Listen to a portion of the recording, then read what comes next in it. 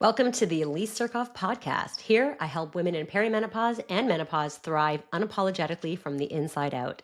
Each week, we dive into candid conversation and expert insights designed to navigate the unique challenges of this stage of life so you can feel stronger, more confident, and at home in your body.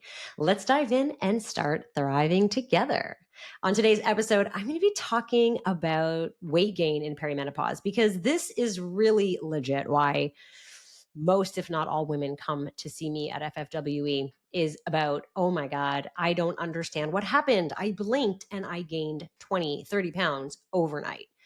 So let's dive into this a little bit. First and foremost, I'm here to burst your bubble. If nothing else, I'm going to shine a mirror and get you a little bit uncomfortable and start by saying it didn't happen overnight. It happened slowly, slowly, slowly, and then it felt suddenly because of all the little habits that you have changed over time that didn't feel like a big deal. So, for example, maybe you started adding in an extra spoon of peanut butter every single day. Maybe one became two. Maybe you started going out with the girls on Thursday nights. Maybe you started having tacos and tequila on Tuesdays. Maybe you stopped doing certain things that you used to do. So maybe you used to track your food, and now for the last 4 or 5 years, you haven't. Maybe you lost a significant amount of weight on Weight Watchers, on another program, and you flipped into what you truly believe to be maintenance, but it wasn't. And so, bottom line, listen carefully, you're overeating just a little bit, which is enough to put on weight over time. Plus, every time you travel, so let's say you're going on vacation with the fam, whatever it is, you're going to put on about 2 to 3 pounds. Now, this is average. The average body, the average female body is going to be putting on about 2 to 3 pounds on vacation. So you go away for 1 to 2 weeks with the kids, with the family, with your friends. And if you come home and don't take off that weight, then it's going to sit on you and you might not notice it. You might notice that you feel a little bit less comfortable in your pants, but your pants still fit. You might notice that you're maybe, you got a bit of a gut hanging out, but not enough. Bathing suits still fit, everything still fit. And then you do that trip again in the same year. Now you're up like 4 to 6 pounds. Okay, we're still not quite there yet. But you do that 2, 3 years in a row, and now you're up 10 pounds. That's one dress size, and you have no idea why. It's simply because when you came back, you didn't lose that extra weight. So that's how easy it is. And then just enough overeating over time every single day. Basically, what I'm trying to say here is that you are missing the most important thing when it comes to maintenance, which is feedback, your own feedback. For some of us, we recommend tracking your food every 6 weeks so you know exactly how much you're eating. Now, for me, I am very experienced in macro counting and all countings. I did Weight Watchers when I was 13, so definitely grew up with diet culture. I understand what it's like to track everything. I still need a kick in the ass every now and then to understand exactly how much I'm eating because I don't think I'm overeating, but then my pants get tight. I tell this story a lot in my community where I used to go to Costco every single week. Now my husband does. God bless him. He's amazing. But I used to go every single week to do the shopping. And I noticed that I was buying nut seed butter, which is my favorite type of butter. It's like peanut butter, all the nuts, all the goods. And I was buying it like every 2 weeks. And I thought, who the fuck is eating all my nutseed butter? And I couldn't explain it. I was like, one of my kids is eating this thing and it's expensive and I'm buying it every 2 weeks. This shit should last like 6 to 8 weeks at least. Okay. And I realized that I was having 4 servings of this nutseed butter instead of one every fucking day. I did that. Someone who knows a lot about counting and tracking. I didn't feel more full. I didn't feel more satisfied. I was just overeating enough every single day. That's like 400 extra calories that fell into my body without me knowing. And it wasn't until I started weighing out my butters, which I still do because of this reason. You might think you know what 15 grams of peanut butter looks like, but until you actually weigh it, you have no idea.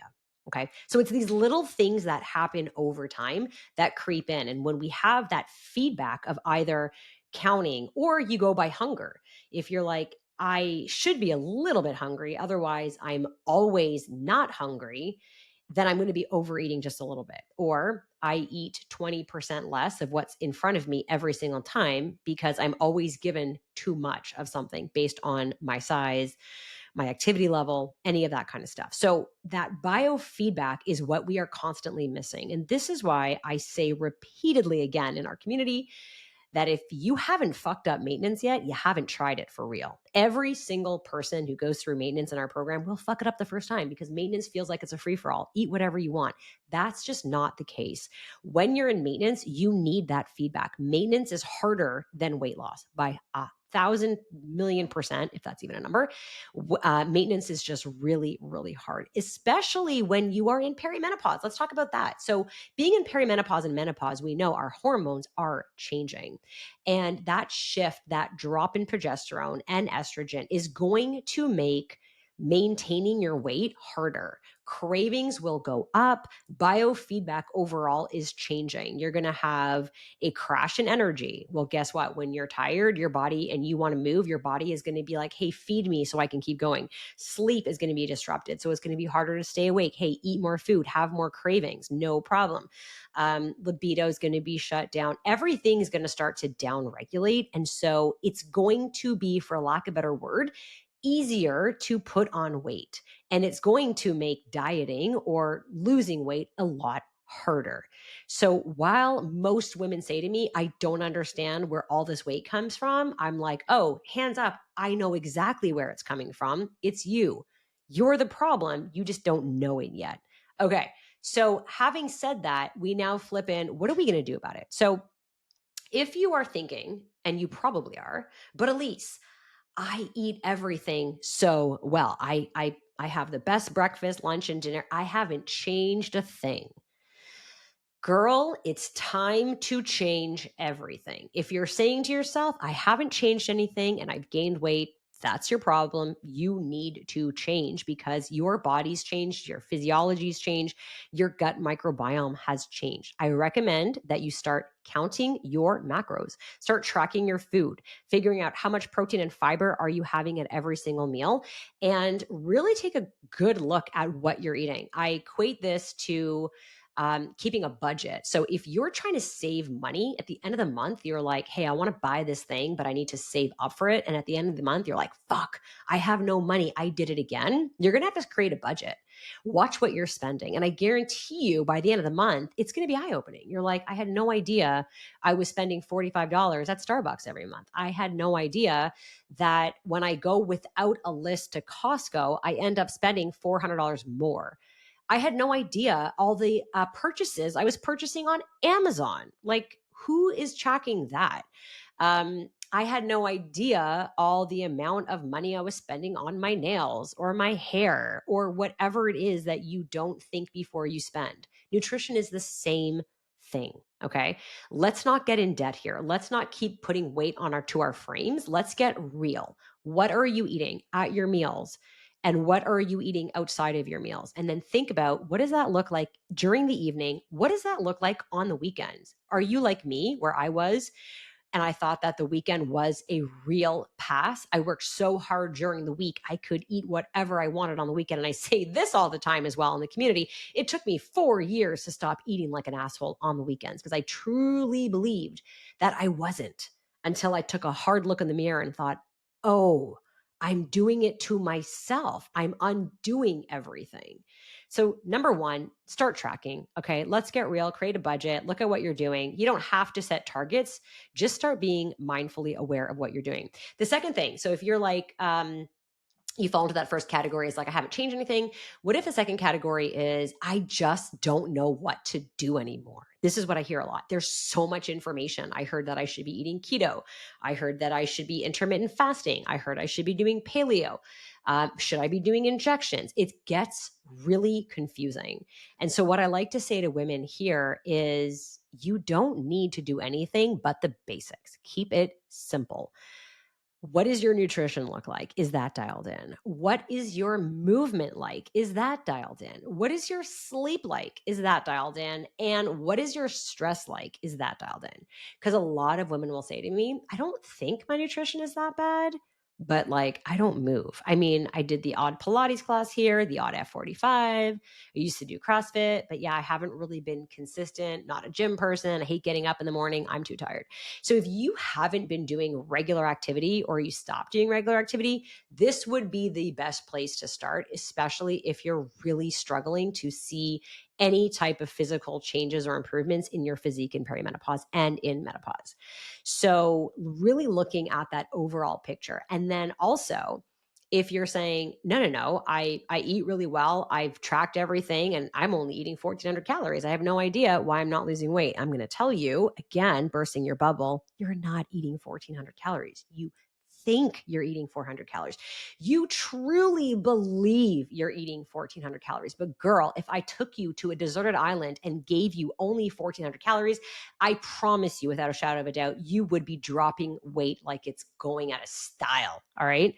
So you're lying to yourself. You think, you believe you're eating 1,400 calories, but however you're tracking that, listen carefully, you are wrong. You're wrong. You're absolutely wrong. So what do? Are you weighing your food? Are you weighing everything? Are you looking in MyFitnessPal and fitting in the best case scenario? So for example, I had a client once who was like having a bagel every single day and fitting it in. And I'm like, what kind of bagel are you eating? That doesn't seem to be making you eat, anything more than 1,400 calories. And she tracked this bagel of 100 calories. And I'm like, girl, a bagel is like at least 300 calories, if not more. I mean, I know this from blood sugar management. When we give Owen a bagel, it is anywhere from 60 to 65 grams of carbohydrates right then and there. So if you're telling me you have a 100-calorie bagel, unless you're eating the Odo's bagel like I do, then you're doing it wrong. You're lying to yourself. Same thing. I'll look at an entry and someone's like, I put a veggie burger in. And I'm like, what kind of veggie burger was this? Was this an actual veggie burger? Was this something you made? And again, it's that inconsistency in the actual tracking. So if you think it doesn't make it true. Just because you believe it to be true doesn't. Remember, my favorite question to ask in the community is, what do you believe to be true that's not? I have 80% of women telling me that they promise me that they're eating 1,400 calories, 1,200 calories, and they're 50, 60 pounds overweight. Now, the only exception to this rule is if you are a chronic undereater. If you've been eating 1,200 calories for most of your life and then you're going to go ahead and eat 1,400 calories, yeah, you're going to gain weight really quick. Your body is going to really love all that extra 200 calories that you're putting in and storing that as fat. That is metabolic adaptation, which I'll talk about on another episode. So, what happens? I say to women, if you want to undereat, here's the real. If you want to undereat, you're going to have to undereat for the rest of your life. You cannot afford to ever overeat that amount, which means that glass of wine, that donut, that cupcake, that once in a while treat is no more. Now, I don't recommend eating and living like this. I myself, at 5'1" and currently 127 pounds, I will eat about 2,400 to 2,500 calories. That is my maintenance. I'm pretty solid there. I've got flexibility and I've got restriction in there. If I take my calories down to 2,000, I'm going to drop weight. If I took my calories to I've never taken my calories that low to 1,400 calories ever, maybe when I was a child, but this is not a place that I'd want to live. And this is not a place I'd recommend anybody live. So if you think you're living there, again, it's time to really look at the data. The data won't lie, all right? Unless you believe it to be true, it doesn't actually make it true. So we have, starting with a little bit of tracking and feedback in terms of tracking. Are you tracking accurately? And then looking at the bigger picture here. Are you getting your overall nutrition dialed in? Are you getting your movement? Are you getting your stress? Are you getting your sleep? And then the other thing is, what is happening with your hormones? So many women come to me with insulin resistance, prediabetes. Their hormones are just like estrogen, progesterone are all over the place. It's going to make it a lot harder. Losing weight will be harder, 100%. This is where you have to play the long game and let go of that new shiny toy syndrome, that woman in the red dress that keeps distracting you. It's time to say goodbye to her, let her go, and release the urgency. The longer you can stay where you're at without starting again, the more successful you're going to be overall. So if I were to put a really pretty bow on this and say, why am I gaining so much weight overnight? Again, you're not. It was slowly, and then suddenly. And I would love to help you more. So, thank you for joining me today. I wanted to keep this one short and sweet, but you can learn more about me and how we can help you at FFWE on my Instagram and Facebook at functionallyfitwithelise.com or on my website at functionallyfitwithelise.com. And as a reminder, the information provided on this podcast is for educational and informational purposes only and is not a substitute for professional medical advice, diagnosis, or treatment. Always seek the advice of your physician or other qualified healthcare professionals with any questions you may have regarding a medical condition or health related goals. Never disregard professional medical advice or delay in seeking it because of something you heard on this podcast.